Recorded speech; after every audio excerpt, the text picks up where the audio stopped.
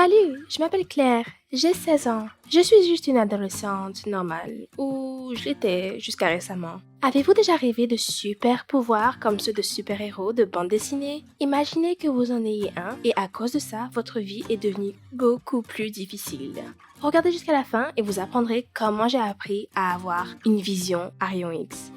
Récemment, ma mère, mon père et moi avons déménagé dans une nouvelle maison et j'ai dû aller dans une nouvelle école. J'avais très peur de ne pas pouvoir trouver rapidement des amis. J'ai toujours pensé que j'étais un peu étrange et différente de mes camarades de classe. J'ai souvent remarqué que j'avais des rêves étranges et que je pouvais sentir si une personne à côté de moi était triste ou malade. Mon étrange sensibilité, comme je l'appelais, était toujours mal traitée par mes camarades de classe. C'est parce qu'une fois, j'ai demandé à mon camarade de classe de faire attention à son vélo sur le chemin de l'école. Parce que j'avais fait un mauvais rêve. Je ne savais pas pourquoi je lui avais dit ça avec tant de confiance, car ce n'était qu'un rêve. Mais en chemin, sa chaîne de vélo s'est coincée dans son pantalon, comme dans mon rêve. Il est tombé sur le bord de la route. Jack est venu vers moi avec une jambe bandée et m'a donné le titre honorifique de folle. C'est comme ça que ça m'est arrivé. J'avais donc peur que l'histoire se répète et j'ai décidé de garder la bouche fermée. Mais étonnamment, tout le monde dans la classe semblait être content de moi et parfois prêter trop attention à moi. Je suis rapidement devenue amie avec les gars et j'ai même commencé à aimer l'école, ce que je n'avais pas remarqué auparavant. Vous familiarisez-vous rapidement avec de nouvelles personnes? J'ai finalement commencé à comprendre la biologie. Et je l'aimais tellement que je voulais aller à l'école de médecine l'année prochaine. Il semblait que ma vie avait beaucoup changé, et pour le mieux. Alors j'ai pensé, jusqu'à ce que mon surnom de folle du passé me rattrape dans ce nouvel endroit. Le matin, comme d'habitude, en allant à l'école, j'ai réalisé que mes yeux me faisaient très mal. Je me suis souvenu des mots de ma grand-mère bien aimés et je les blâmais sur l'ordinateur de ma vie. Mon père ne m'a pas amené à l'école ce matin-là parce qu'il avait un mal au ventre et n'a pas su y remédier pendant 4 jours. Ma mère m'a nerveusement mise dans la voiture de mon père et m'a conduite à l'école. J'ai vu comment elle s'en sortait et voulais la calmer. Je ne sais toujours pas comment je l'ai vue, mais quand j'ai regardé mon père, j'ai vu qu'il y avait quelque chose qui n'allait pas avec son pancréas. Une tache brune était surlignée sur son ventre. J'ai dit ça à ma mère. Elle a prétendu que je n'avais rien dit d'étrange et a juste dit « Je suppose que je devrais vérifier ». Je pouvais voir qu'elle ne prenait pas mes mots au sérieux. Mais papa souffrait tellement qu'il était prêt à croire n'importe quoi pour qu'il se sente mieux. Et il a été examiné. Papa a été diagnostiqué avec une inflammation pancréatique. Il a été envoyé d'urgence en chirurgie et le médecin a ajouté qu'elle avait été découverte juste à temps. À l'hôpital, mon père m'a remercié et m'a dit que j'avais le talent d'un médecin. Et je ne savais pas comment appeler ça. Je venais de voir ce qu'il avait en lui. Puis, j'ai commencé à voir ce qu'il y avait à l'intérieur des autres. Ma camarade de classe, Judy, avait une hernie dans le dos. Le professeur de mathématiques avait une insuffisance cardiaque. Au début, c'était amusant de regarder les organes des autres, comment ils bougeaient, comment ils ne se ressemblaient pas. Mais ensuite, ça a commencé à me faire peur. Parce que je pouvais voir, mais je ne pouvais pas diagnostiquer, et la personne souffrait. Il y avait un sentiment d'impuissance. Mais comment? Et surtout, que dois-je dire? Excusez-moi, j'ai une vision à rayon X et vous devriez faire vérifier votre cœur, car vous avez une valve bloquée sur le ventricule droit du cœur. J'aurais ri au visage de la personne qui me l'aurait dit, au mieux, et au pire, je les aurais internés dans un hôpital psychiatrique. Après avoir vécu comme ça pendant encore 3 mois, j'ai réalisé que c'était insupportable. J'ai dit à ma mère que je pouvais voir les organes de tous les gens autour de moi. Ma mère a toujours su quoi faire, et je pensais qu'ici aussi, elle trouverait la solution parfaite. Et la semaine suivante, nous sommes allés dans un centre de sciences. Au début, je pensais que nous allions simplement chez le médecin. Jusqu'à ce que la porte claque et que nous soyons de l'autre côté de la porte avec mes parents. Génial. À ce moment, j'ai senti que mes parents m'avaient effrontément trahi. Où m'ont-ils envoyé? Pourquoi? J'étais remplie de ressentiment et de peur. Je ne comprenais pas ce qui allait arriver. Des expériences ont commencé sur moi. J'ai été placée en isolement cellulaire en tant que criminelle. Il y avait un lit, des toilettes, une télévision, des oreillers et de la nourriture. Eh bien, oui, je suis d'accord, ce n'est pas la cellule la plus terrible d'une prisonnière, mais cela ne m'a pas sauvée de la pensée. Quand tout cela va-t-il finir? Chaque matin commençait par des tests, des injections, des conversations avec un homme qui se faisait appeler médecin, mais confondait les termes médicaux. J'espère qu'il était juste nerveux.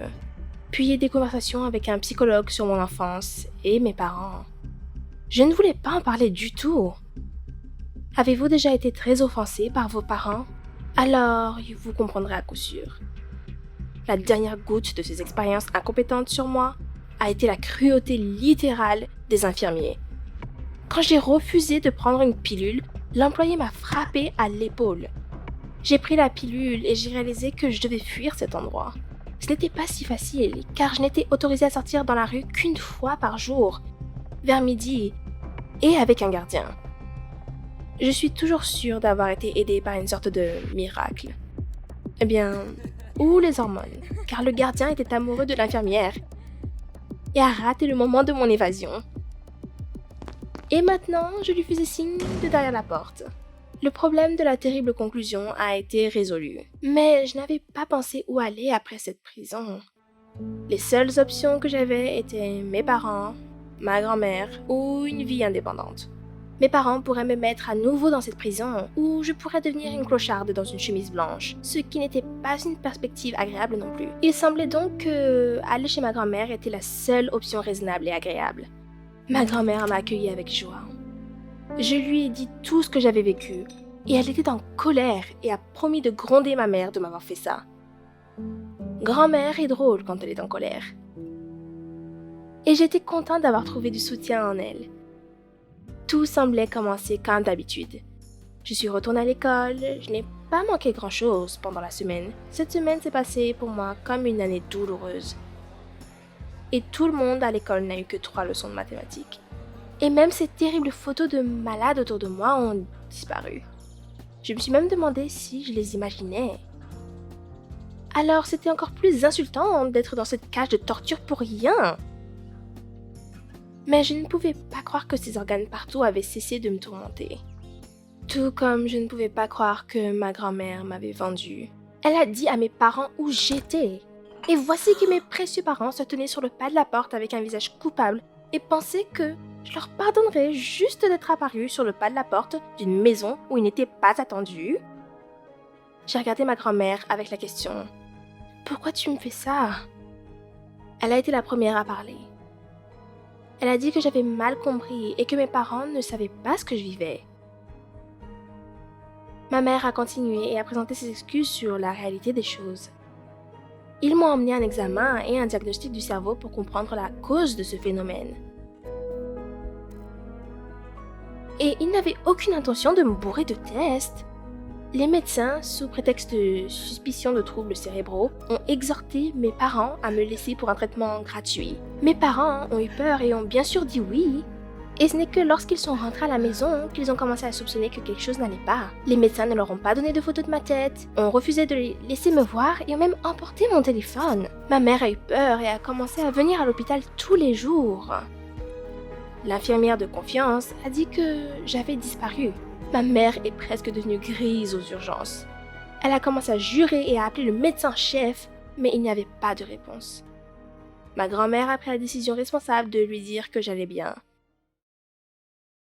Je suppose que j'aurais fait la même chose, même si je pensais que c'était injuste et cruel de sa part à l'époque. C'était comme si mon cœur était libéré. J'ai réalisé que personne ne m'avait trahi, et mes parents ne se sont pas débarrassés de moi en tant que monstre qui pourrait ternir leur réputation. Ils m'aiment et veulent vraiment aider. Ma mère était déterminée et est allée au tribunal pour s'occuper des délinquants. Je ne sais pas exactement ce qui s'est passé avec le centre pseudo-scientifique. Ma mère était heureuse. Elle avait donc gagné au tribunal. Grâce à elle, j'ai appris ce qui m'est vraiment arrivé. Toute l'histoire de la vision à rayon X s'est révélée être mon imagination débordante et ma passion pour la médecine, plus le surménage. Mais je n'étais même pas contrariée de ne plus être spéciale. Il était important pour moi que je sois enfin libre des tourments et que je puisse aider les gens avec mon talent de guérir, et non avec ma capacité à voir l'invisible. Et maintenant, je peux dire quoi et où ça fait mal, en utilisant parfois des astuces médicales. Et j'attends déjà avec impatience mon travail de médecin, qui aidera des centaines et j'espère des milliers de personnes. Si vous aimez l'histoire, veuillez l'aimer.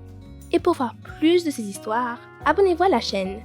Appréciez votre caractère unique et croyez que vous êtes entouré de bonnes personnes.